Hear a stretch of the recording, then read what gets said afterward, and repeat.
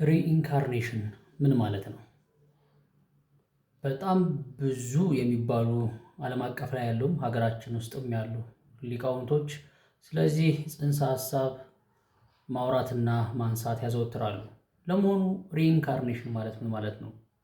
በጣም በቀላሉ ቋንቋ ሪኢንካርኔሽን ማለት አንድ ነፍስ በተለያየ ጊዜ የተለያየ ስጋ ላይ ተገልጣ ስትመጣ ማለት ነው።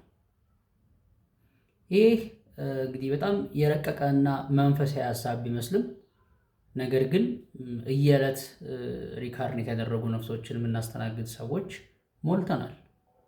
አንድ ሰው ይህንን ሀሳብ መረዳት ከፈለገ በቀላሉ ዓለም አቀፍም ላይ ሆነ ሀገሪቱ ላይ በዙሪያ ያሉትንም ሰዎች ልብ ብሎ ይመልከት። እነዚህ እኩይ ባህሪያትን የሚያመጡ የሰው ልጆች እጅግ በጣም ሰው ላይ በዚህ ልክ ይጨከናል እንዴ እስኪባል ድረስ ጨካኝ የሆኑ ሰዎችን የምታየው ከሆነ ነፍሳቸው ሪኢንካርኔት ያደረጉ ሰዎች ናቸው።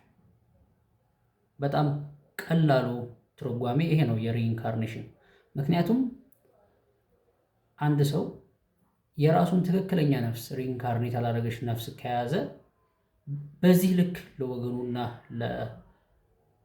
ለመሰሉ አይጨክንም፣ በፍጹም አይጨክንም። አሁን ግን እያየን ያለነው ፈጽሞ ሞራል ቢስ እና ከሰው ባህሪ የማይጠበቅ አረመኔያዊነት ተግባር ነው። ስለዚህ እነዚህን የሚያደርጉ ሰዎች በሙሉ ሪኢንካርኔት ያደረጉ ነፍሶችን የተሸከሙ ሰዎች ናቸው ማለት ነው።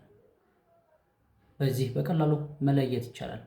ከዚህ የበለጠ ብዙ አከራካሪና መንፈሳዊ ሀሳቦች አሉበት ሪኢንካርኔሽን።